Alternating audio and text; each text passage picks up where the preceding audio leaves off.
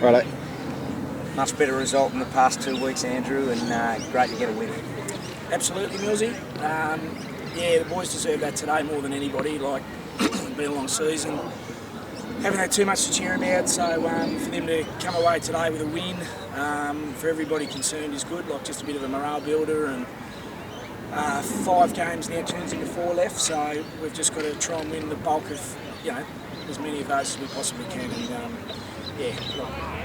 it's never going to be easy today. I mean, we're down where we are on the ladder because of where we're placed, and we're in exactly the same boat, so it doesn't mean it gets any easier. So, we played a side that we beat earlier in the year, we expected to beat, and we did.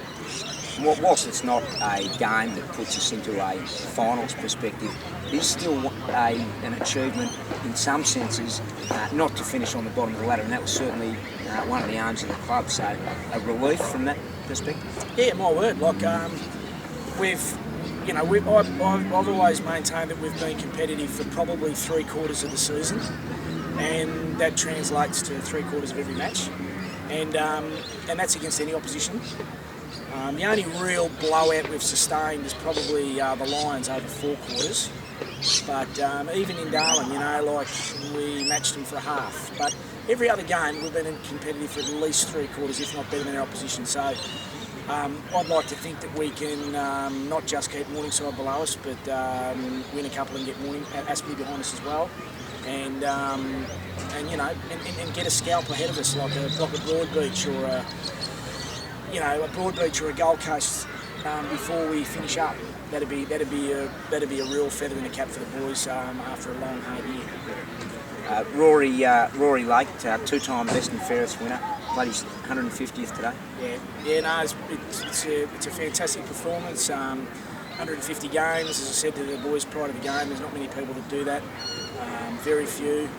It's bloody hard. It's a lot of years of training, but I mean, Rory's been so good at this club. Like, he's been a leader, he's been one of the best players, he's a best and fairest winner, he's a premiership player. He's been up the top of the tree in this league now for a long, long time, and come out 150 games later and still rack up 30 odd positions like he did.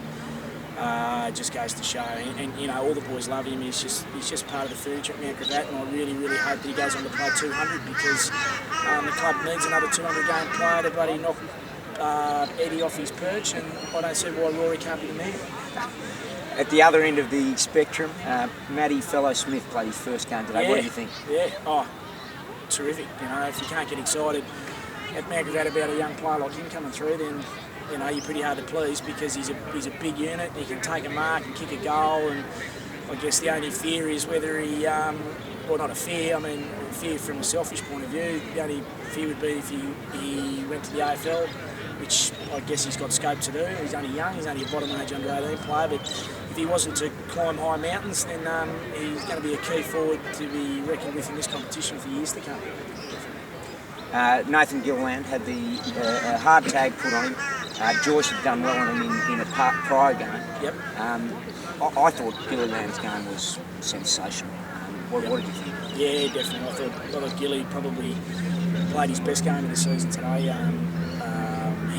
He got tagged, and when you've got heavy conditions like this, it's sort of the tagger can just sort of lean all over you, and Gilly can't use his running ability as much. It sort of brings the tagger into it, but he still beat him one-on-one in so many different contests. Got tons of the ball, had about 5 or 6 shots on goal when he kicked 3 or 4 goals.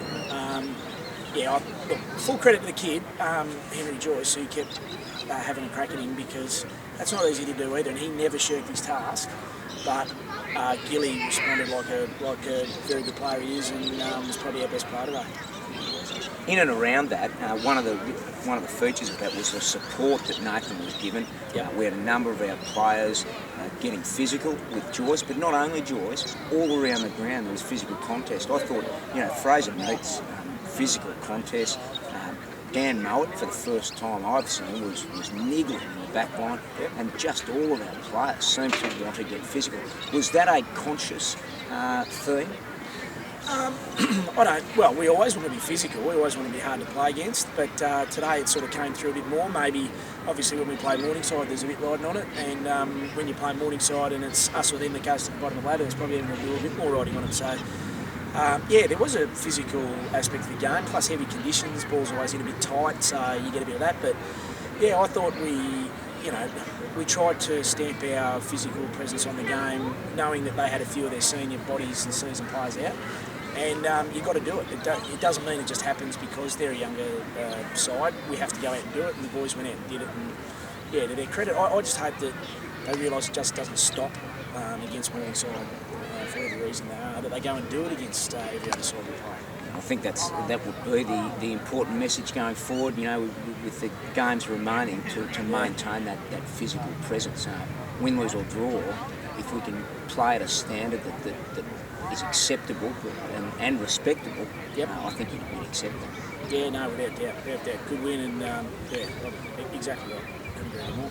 Well, great result for the club today, Andrew, and we go forward knowing that we're going to finish hopefully up a few rungs on the ladder.